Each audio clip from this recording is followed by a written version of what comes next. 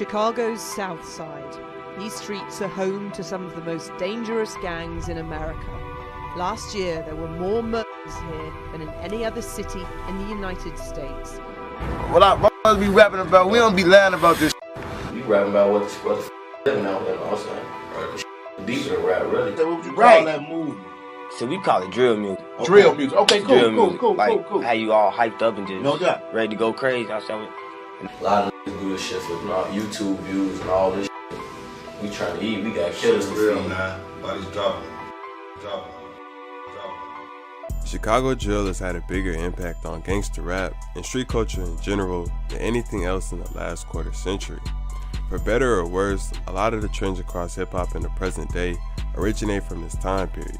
From firearms and videos to dissing the dead and putting ops in blunts, Chicago took gangster rap to the extreme and basically erased the line between entertainment and reality. A grassroots movement that started in the trenches of the south side of Chicago took off by itself with only the help of the internet and blew up into the mainstream, traveling everywhere across the country and even overseas. Generational stars emerged and grew to be icons. The streets and gang culture was broadcasted for anyone with the internet connection to observe, and nothing would ever be the same. So in this video, we'll take a look at the story of Chicago drill.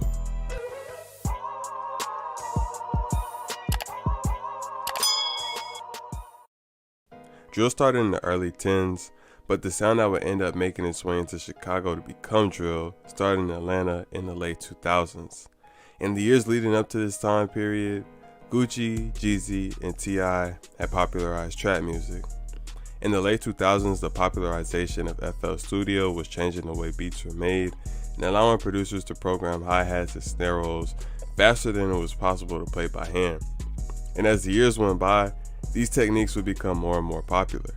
Melodies were also changing. While early trap beats were based on sampling older records, towards the late 2000s, more producers were starting to make melodies from scratch, and orchestral sounds like strings and horns were gaining popularity. Around this time, up in Chicago, the music scene was relatively quiet. Bump J had seen some success, but he had recently been sentenced for a robbery. But although the city was quiet, there was one important name as far as the legacy of drill is concerned, and it was Pac-Man Joe. This was the rapper who popularized the term drill, and some even credit him to be the inventor of drill music. He started rapping around the late 2000s, but unfortunately was killed in 2010 before he could really take off. However, around the same time, other drill pioneers were beginning their careers as well. So the term drill had been popularized and some of the themes of drill music were making their way into songs. But the music being made wasn't drill music because Chicago still didn't have a unified sound, but this was about to change. In 2010, Waka Flocka blew up with Flockavelli, and this album had a unique style of production. The majority of songs were produced by a young producer named Lex Luger. Lex had created his own unique version of the late 2000s trap sound. He had spins 808s, programmed hi-hat and snare rolls, strings and horns, but his beats were darker and more aggressive and stood out from other trap beats of this style. Waka blew up, taking his style to the mainstream, and Ace Hood also started working with Lex and using this new style. The sound worked great for these artists, but it was perfect for Chicago. A rapper from the same hood as Pac-Man Joe called King Louie was the first to incorporate it into his music. In January of 2011, Louie dropped his debut mixtape, Man Up, Band Up, with lyrics about Chicago's street life and plenty of references to the newly popularized term drill, combined with Lex Luger-inspired beats, and this was basically the birth of drill music. Around this time, Louie was one of the biggest artists in Chicago, and him being the first to start rapping on the drill sound definitely helped to popularize it in the city, but the sound is only part of what makes drill drill. One of the key ingredients of drill is dissing, and this also started around 2011. Now, since the 1920s, Chicago has been a city of gangs, and the tradition never died. However, in the early 10s, these gangs were suffering the effects of a lack of leadership. All of the major gang leaders had been locked up throughout the 90s and early 2000s, causing basically every gang to lose their structure. million-dollar operations had devolved into kids running around with poles doing drills on each other.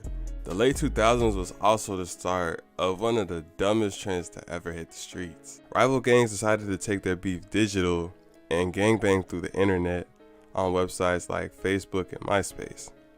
Around 2011, these beefs also began to include diss songs on YouTube. In order to understand the context of early drill music, you have to know who was involved. The disses being traded back and forth involved two main sides. There was 300, which included O-Block, the home of Chief Keef and Fredo Santana, and Lamron, the home of Lil Durk and Lil Reese. 300 was allied with the hood called 600, which was the home of rappers like E-Day, L.A. Capone, and Rondo No. 9. And together, 300 and 600 were beefing with several hoods. But the main one, as far as music was concerned, was STL, home to rappers like FBG Duck and Lil J. The main rappers who kicked off this trend were E-Day, FBG Duck, and Billionaire Black. The music video for an early E-Day song called The Ops shows E-Day watching a Billionaire Black and FBG music video and then responding. And this is pretty much how things went. These rappers would trade disses and talk about what they would do whenever they saw each other. And they just went back and forth song for song. Around this same time, Lil Durk was also starting his career, but he wasn't heavy into the new drill wave yet, and his music was closer to late 2000s Lil Wayne. By late 2011, the dissing had progressed, and what had started as more of battle rap styles of disses and threats of violence in the early months of the year had progressed into disrespecting the dead in a matter of months. In October of 2011, Chief Keef dropped a mixtape called Bang, which was his third mixtape, but his first on the new drill wave. He almost exclusively had the new Lex Luger style of beats, and he started the mixtape off by dissing a dead out named Shondell, aka Tuka, who had died January of that year. Tuka was a well-loved member of STL, and dissing him would grow into a big trend over the years. The whole Bang mixtape was hard, and it was the beginning of Chief Keef's prime. He went from relatively unknown to buzzing in the city. The rest of 2011, Chief Keef, E-Day, and several other rappers from their hoods continued to beef with Billionaire Black and FBG Duck over tracks. 2011 was also the year several other 300 and 600 affiliates started rapping, like Lil Reese, Fredo Santana, SD, and S. Dot. 2011 was the birth year of drill music, but 2012 was the year the world would be introduced to this new form of trap.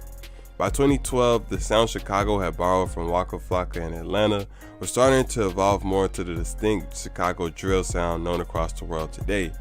And a producer who played a big part in this was Young Chop. Young Chop and Chief Keef started working together in 2011, but 2012 was the year they would take over. In March of 2012, Chief Keef dropped a song called Don't Like, and it went viral. It was an early case of a song spreading organically through the internet without any promotion or major label backing it.